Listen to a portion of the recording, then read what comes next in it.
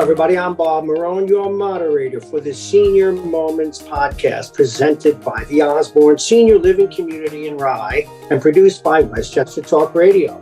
I will be moderating this episode with the Osborne Vice President of Sales, Krista Daniello. Krista has worked in senior living for the past 25 years, and her experience working with seniors goes far beyond her role with the Osborne. Her volunteer positions include serving as president of the Leading Age New York Retirement Housing Cabinet. She also serves on the board of directors of the Hudson Valley chapter of the Alzheimer's Association. So Krista is well-versed in topics and issues of interest to seniors in the community. Thank you, Krista, for sponsoring this and bringing it to Westchester Talk Radio. Thank you so much, Bob. It's wonderful to be here. I think it's important first to really tell us exactly what ageism is, and are there different types? And why does our society see aging as such a bad thing, especially when you think of what the alternative to aging is, right? Ageism is one of my favorite topics to talk about, which is weird because it's ageism. So simply put, ageism is just discrimination based off of chronological age. So chronological age being a physical number, right? Any age can experience ageism. If you are a young adult and you're being followed around the store because they think you're going to steal something, that's ageism. But more often than not, older adults are the target for ageism. So it's just this discrimination based on their age. It's always negative, often negative, and it's usually stereotypical. So if you're asking older adults, I think about 82% say that they experience an ageist belief or see something ageist against them every single day. So what's crazy about ageism is that for older adults, so of any other ism, so you think sexism, racism, those are not accepted, but ageism kind of is. So if I was on this podcast and I told you a really racist joke, right? You'd probably send it to my employer and I'd probably get fired, right? But maybe not this podcast, but any other podcast, if I were to tell you, I watched a really funny video last night of old people falling down, you'd be like, oh my God, send me the link, sort of thing. So in our society today, for some reason, of all the isms, ageism is kind of like not only accepted, but it's kind of like funny to people, right? This idea that making older adults seem undesirable or, vulnerable.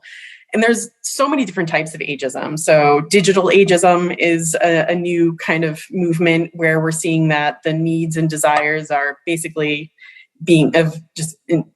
excluded of older adults are being excluded from any sort of algorithm online. So we're not marketing technologies towards older adults.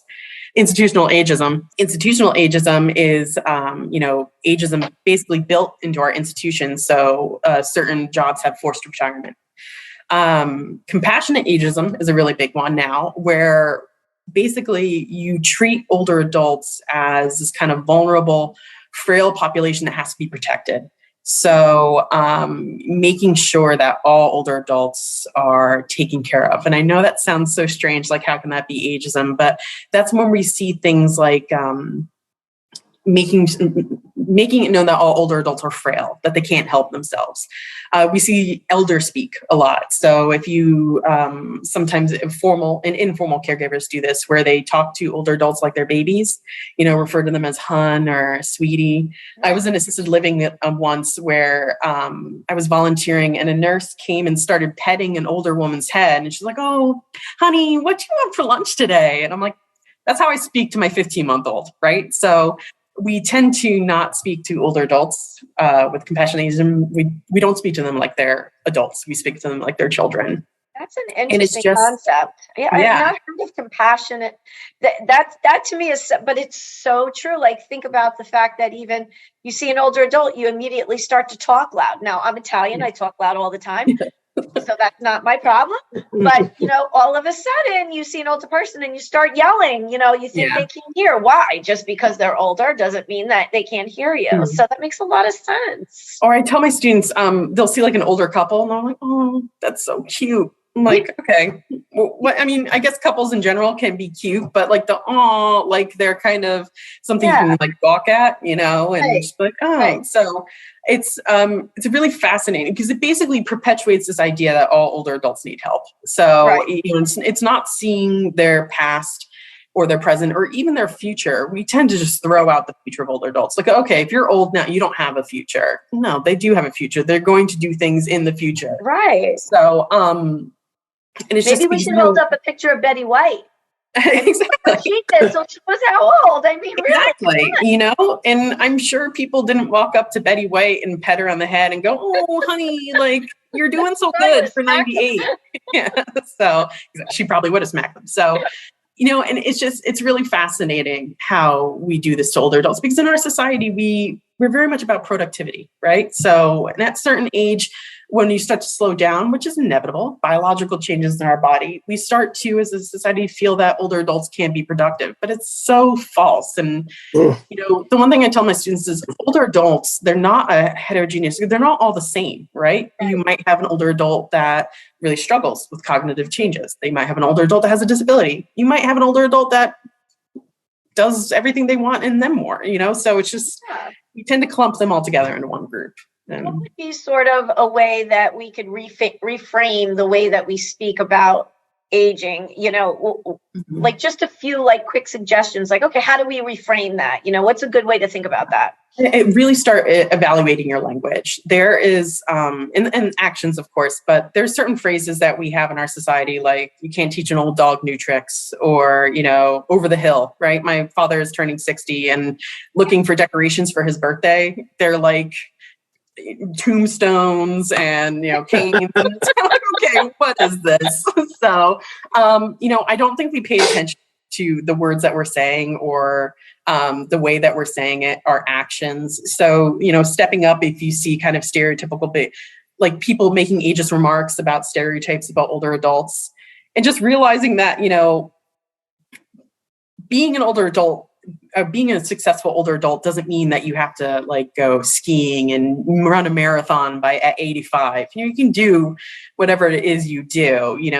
Right. Aging is it's socially constructed, and I won't get into the whole entire sociology. That's a professor right there. But just think about what you're saying, and critically analyze these words that are in our language and the actions that you have. That makes a lot of sense. I mean, one of the things that I've heard is successful aging. I mean, what does that really mean? I mean, and so, isn't it just getting older? Success? Like, what does that mean? Is it a bad thing? Is it a good thing? What is that supposed to mean? That's a really great question. So a lot of people talk about this concept of what it means to age successfully. And in the past, as gerontologists, we had this definition that has since changed, but it was all about basically aging without detriment, like aging without any physical disabilities, mental, social disabilities. And what we found is that it was really pigeonholing older adults, basically. So if you were in a war and you lost your legs and you're getting older without your legs, that definition of successful aging would mean that you aren't aging successfully because you have a disability. So what we're doing now is we're focusing more on subjective and how you feel. So if you are 85 and you feel like you're aging successfully, then you are aging successfully. So if you're struggling with your age, then you have to work on some things. So I think when we start making it so in order to be successful at aging means that you act like you're young, that is a detriment to older adults in general. Got it. So it's really more of, if I'm hearing you correctly, it's more of a mindset. Exactly. So. Okay. I'm going to keep that mindset. Yes. It's wonderful information and extremely enlightening. I've really heard things that I haven't heard framed in the way you frame them. I've walked down those aisles and I will say, and I'm sorry to say, I bought my parents the over the hill decoration parties, but really when we think about it, it's like, why is that okay? So I really found this very, very enlightening, and I'm sure our audience did. And I just want to know, do you think there's anything else that you may want to add that I haven't asked you about ageism? And not so much that you haven't asked, I think just, again, being aware. So I always tell my students, really, truly, critically analyze media. So constant commercials about getting rid of wrinkles and not having gray hair, right? Especially targeted at women. If we're looking at movies, older adults are either victims or the bad guy or like a fumbling idiot. So there was this really amazing study that said by the age of 3, kids already have stereotypical views of older adults. And it's usually because of Disney. No offense to Disney, but if, they're trying to make changes now, but if you're really going back in time, you look at Disney, old people are like an old scary witch or kind of like a fumbling idiot.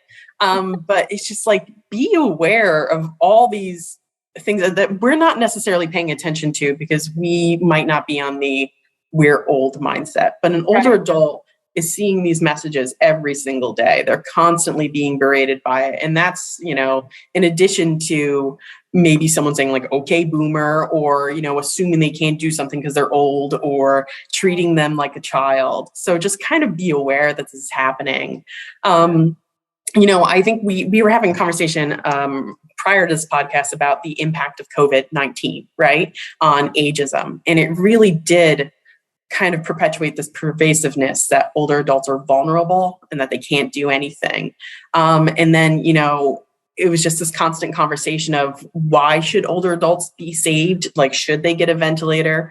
It was this idea that young people don't get COVID, old people get COVID. So I think ageism has kind of exploded. This ageism almost acceptance has exploded in our society, in our communities.